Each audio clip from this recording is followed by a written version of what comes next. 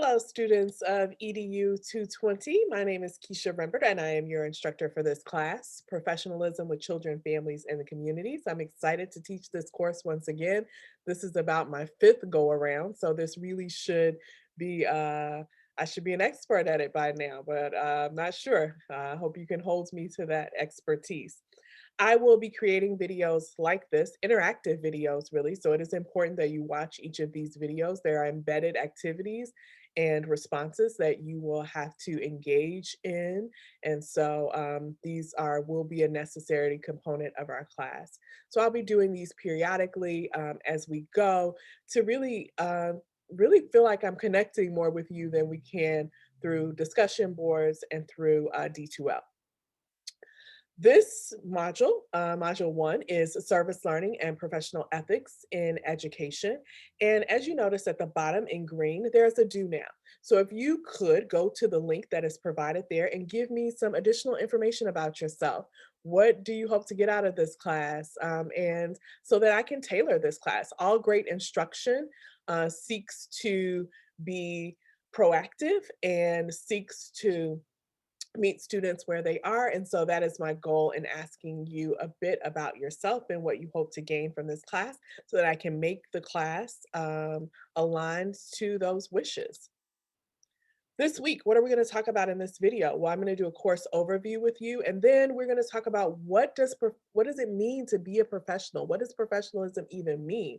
Before we can really get into the meat of this course, we first have to have a common definition of professionalism and what that looks like in the educational space.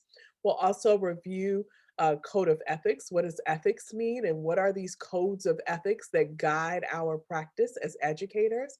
And then we will talk a bit more about the large service learning project that is the thread of this course that you'll be doing throughout this course that you will be building and hopefully impacting communities about. I'll show you a sample from my last class that I taught that was done really well.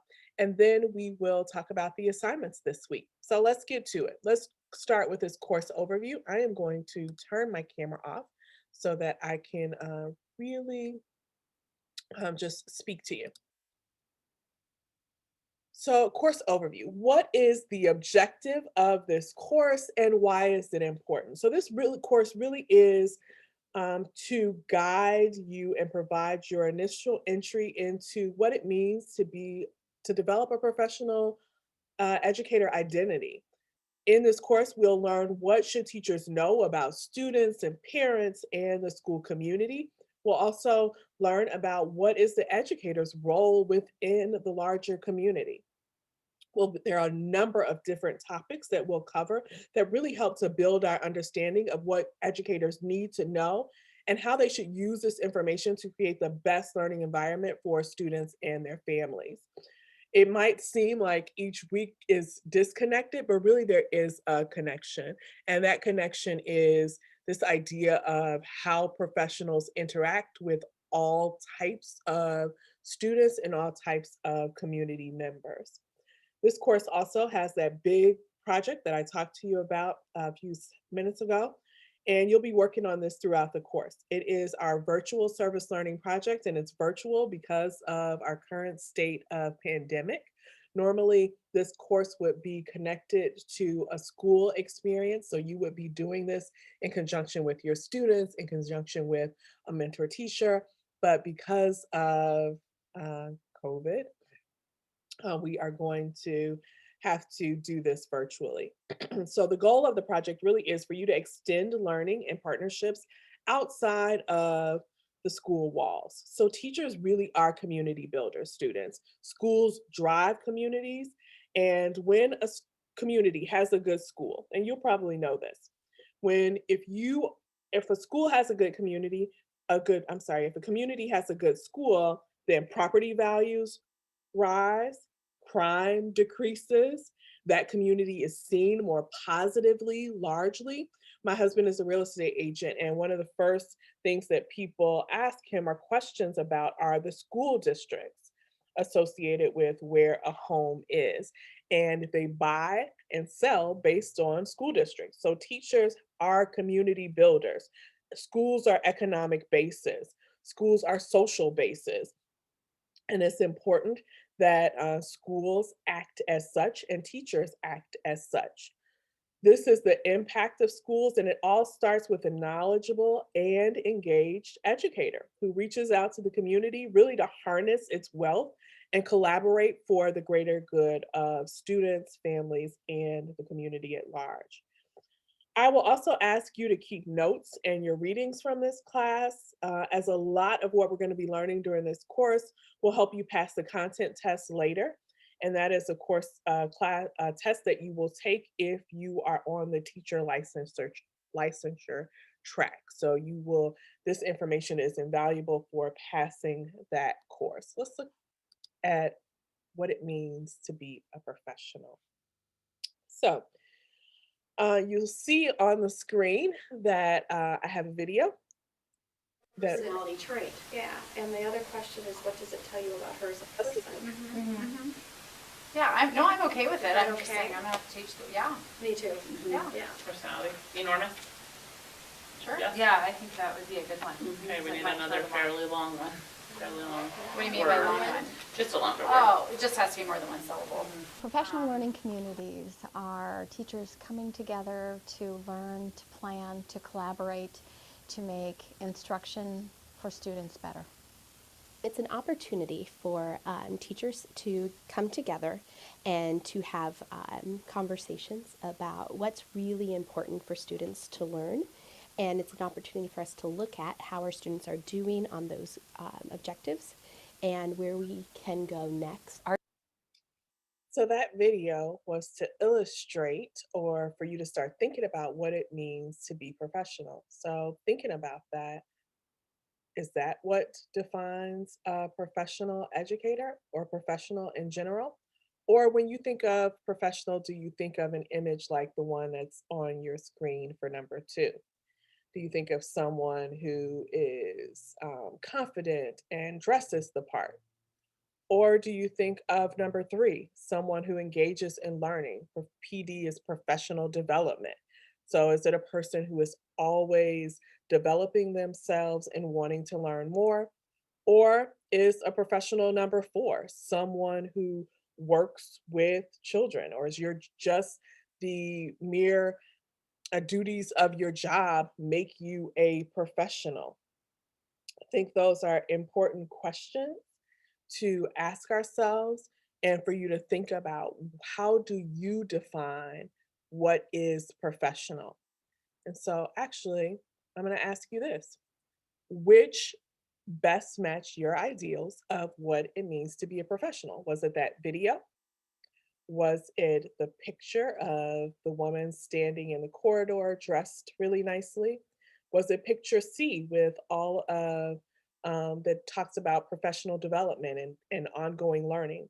Or is professionalism just being doing your duties in the classroom? You can go to slido.com, enter in the code, or you can scan and enter in your answer to this question. Remember, I said this was going to be an interactive session. So now I want you to think about you've done that, you've answered that question, and know that there's no right or wrong answer, but it is really important for you to think about that the why. Why did you choose what you chose? Why did you choose the video? Or why did you choose picture two, three, or four? Why does this match your ideal of a professional or professionalism? What does it mean if you extended that idea to the other images or to the video? The image that you see on your screen is a Wordle that really seeks to provide words for what professionalism means. But we don't have to agree with that. You might look at that and say, yeah, I don't know if supporting is a component of professionalism, or developing or cultivating is a part of the definition of what it means to be professional. I just want you to take a moment right now to think about that why. Why did you choose that picture? Think about your definition. If you had to come up with your own definition of what it means to be professional, what would your definition say? Give yourself some time to stop and think about that.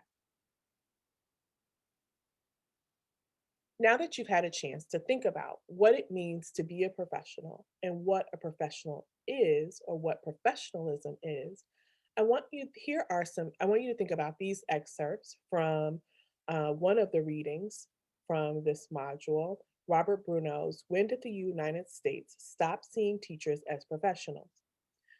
In the article, he says professional does not merely work.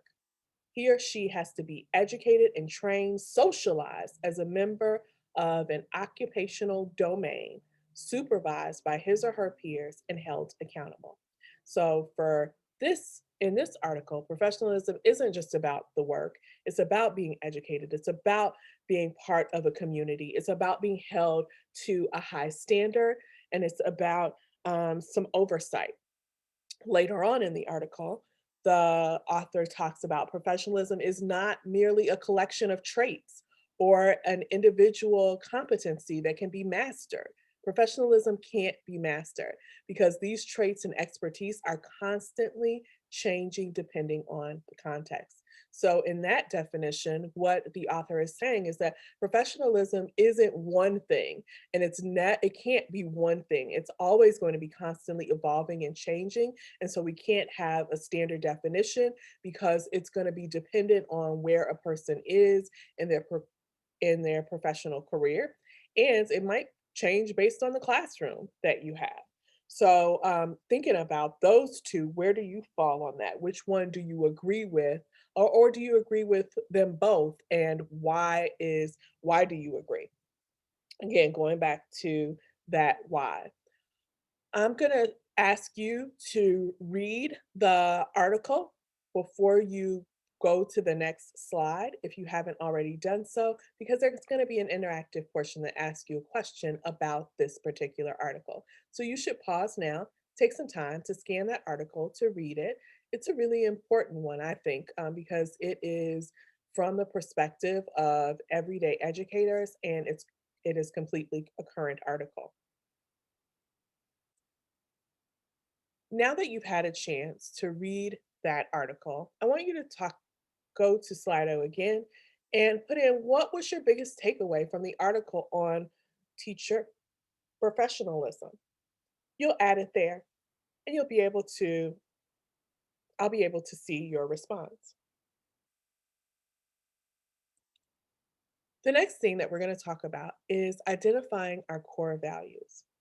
So, professionals are guided by core values, core principles. And it's time for you to start thinking like an educational professional. So, what are your core values? How might they shape you as an educator? You will go to the highlighted pink link on the screen and complete that form to start thinking about your core values and how they might shape you as an educator.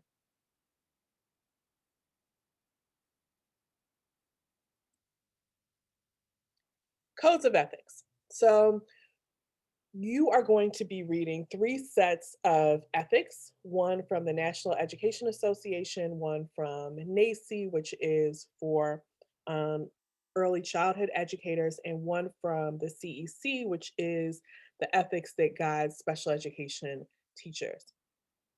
You're going to be asked to summarize one and write a 1 or 2 page reflection on how you as an educator can help fulfill your obligation to your students and to the teaching profession based on that code of ethics.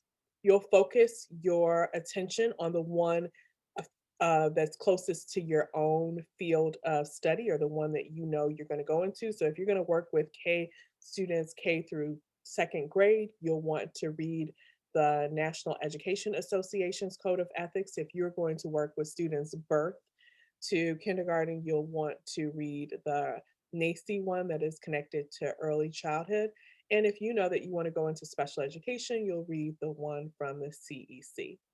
But let's talk about what we mean when we say ethics. So, a quick Google search of the word ethics tells me that ethics are systems of moral principles. Systems of moral principles. So ethics can be individual, but really they are connected to a system and a system of beliefs that are bigger than ourselves. They can affect how people make decisions and lead their lives. Ethics are concerned with what is good for individuals and society, and is also described as moral philosophy. So when we think about ethics, we think about ethics are based in decisions and how in our character. Ethics also are connected to us as individuals, but also in our treatment of society at large. So there are codes of ethics, and it's not like students, people are going to be walking behind you as you enter schools with a checklist and say you're not following the code of ethics. But a code of ethics really is a guide for you in terms of how you want to move and operate as an educator. And great educators have a high code of ethics because they know that this is important for their students, but also important to their families and the community. Remember, educators and schools are the heartbeat of communities. And if we don't have a good principles, good ethics, then we can harm the community in the long run. So we want to make sure that we are um, living up to a code of ethics. I'm going to show you a quick video that really highlights, and these are some ethics within each one of those frameworks. So I want you to just listen and take some notes about what you hear here, what you hear, and you might notice and have read one of those ethical statements already and see some overlap, but see what's highlighted here. Let's listen.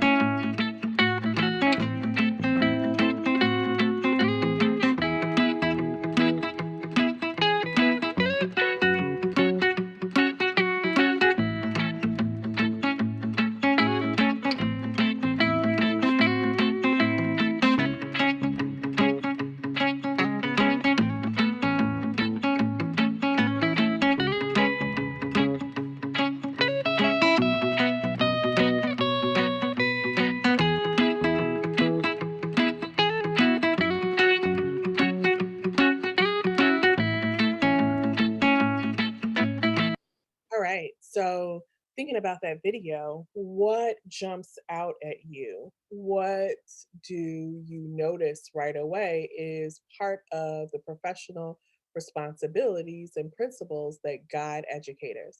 Did you notice that it was about the learning? Did you notice it was about record keeping? Did you notice that it was about really engaging in honesty and with children, families, and their communities? Think about really what stood out to you and what connects to what you've read in that whatever statement. So, which principle from the Code of Ethics spoke to you? You should do this after you have read your particular ethics statements and add your response here.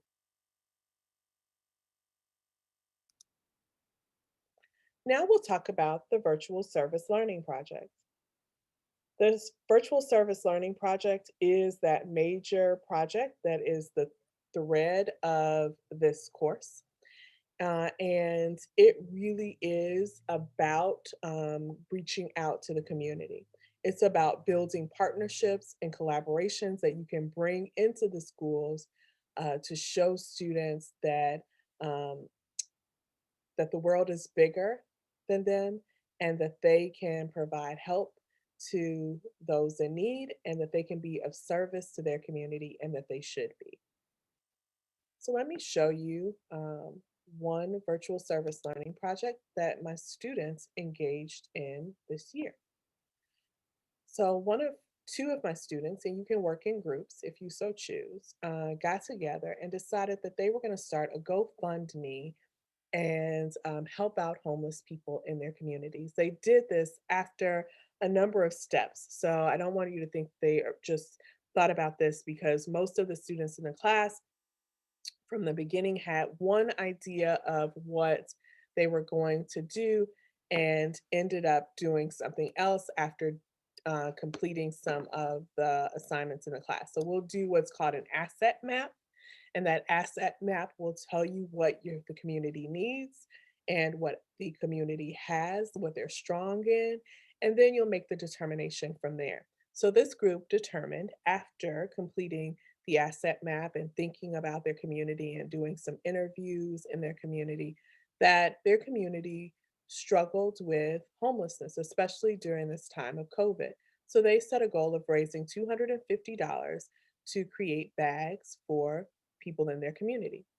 And you'll see here, this was their goal to create the bags, to supply hygiene products and socks, and to those people in need to brighten up their day. The project was used as a stepping stone to give back to those in need. They knew that people in Square didn't have access to good quality conditions, especially during the winter months, and that they were living in abandoned bank buildings and that the population had grown significantly. So they talked about who they were looking to target. They talk about the action that they were going to take in order to implement this successfully. And then they talk about their implementation. So, what was their process and what did the planning look like? Notice that it's pretty visual. They have um, shown me their website and how much they raised. Notice they had a $250 target and they raised $290. These are pictures of the bags that they created and them going to hand these bags out. They talk about the relationships that were established. Part of this is really about the collaboration. Remember, school exists outside even of the walls, the four walls of the school that you'll work at, and you'll want to recognize that and have collaborations and connections within them.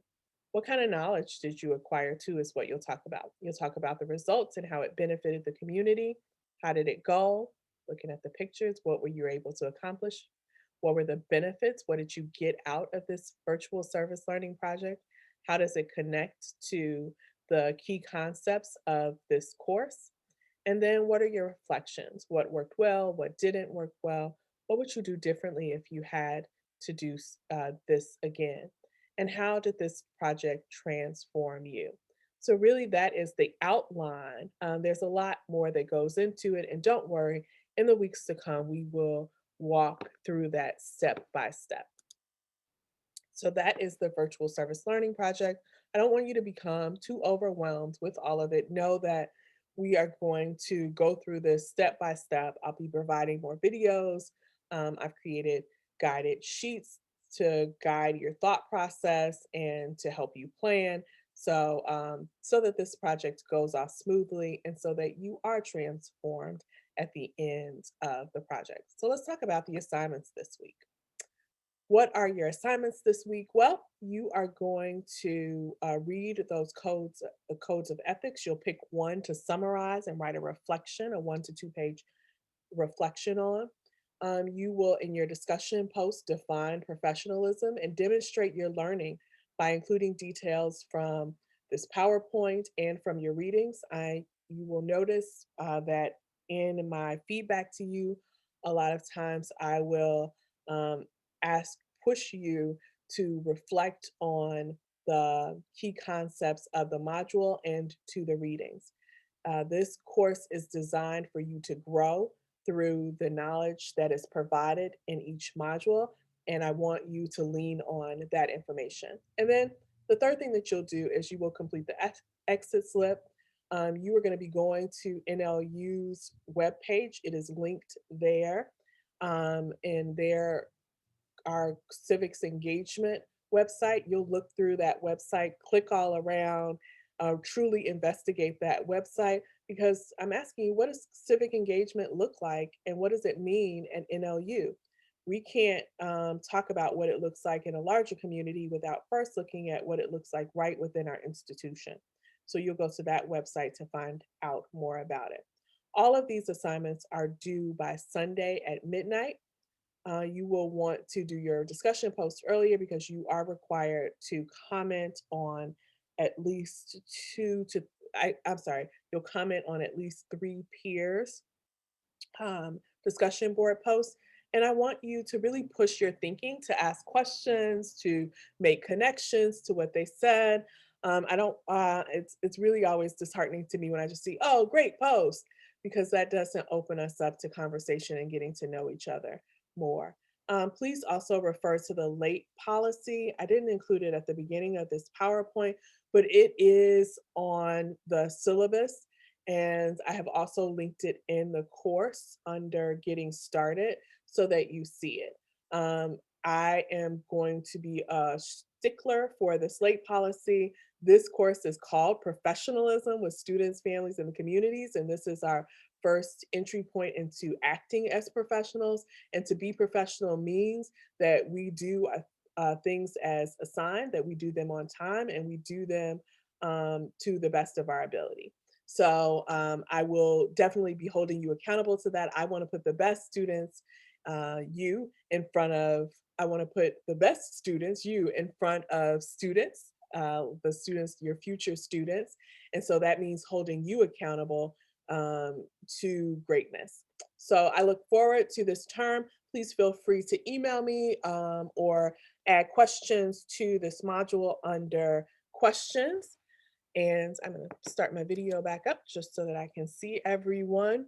I also am willing to meet with you, and I answer emails very quickly. So if you're ever at a loss or stuck, please feel free to shoot me an email or even text me. My number on the syllabus is available for you to text me. That's probably the quickest way that you will get a response from me.